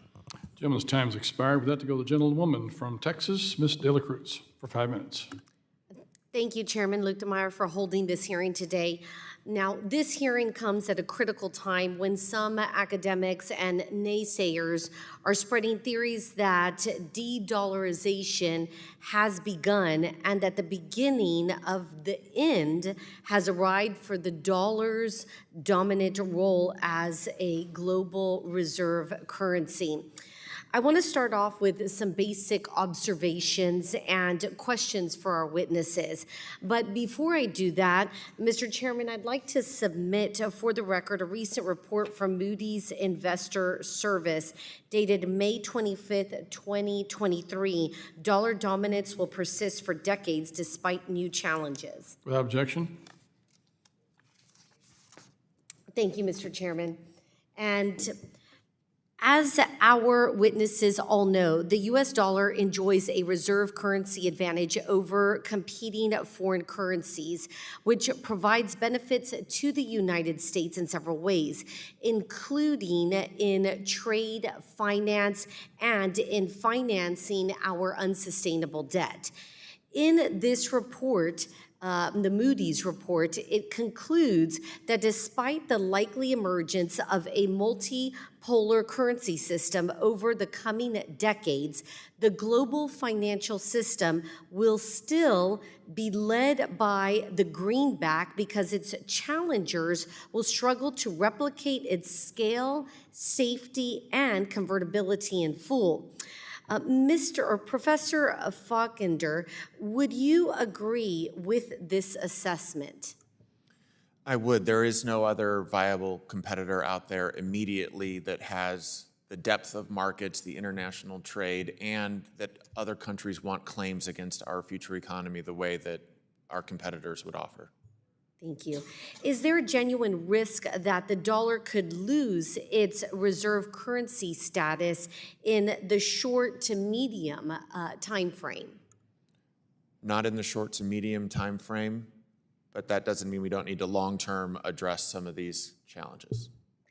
And Dr. Goodspeed, would you agree with Professor Falkender's remarks, and could you expand on them?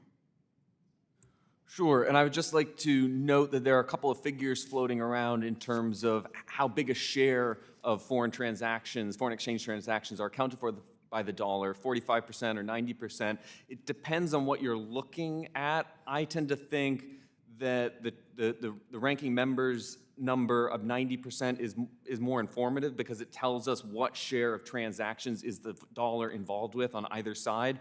I would echo Dr. Falkender's remarks in terms of, in the near term, it's very hard to see a displacement of the US dollar. You can't replace something with nothing, or you can't replace a reserve currency with the attributes of the US dollar with a reserve currency like the euro or renminbi that doesn't share those attributes.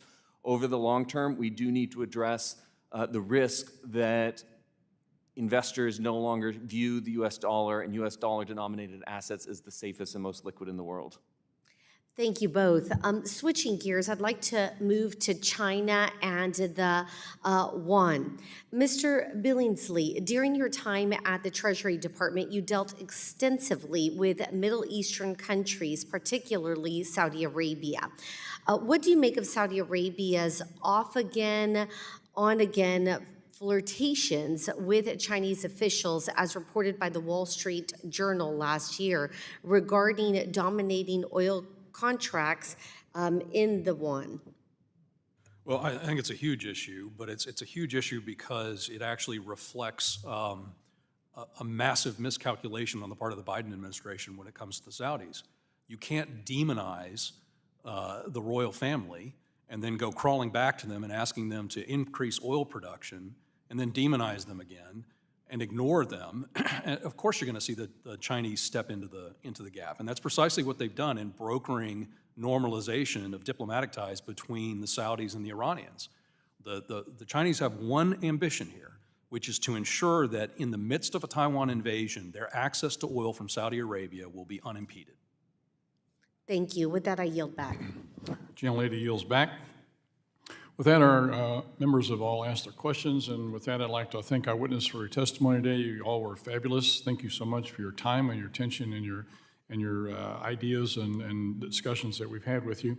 Without objection, all members will have 5 legislative days within which to submit additional written questions for their witnesses to the chair, which I will be forward to the witness with further response. Ask our witnesses to please respond as promptly as you can. With that, this hearing is adjourned.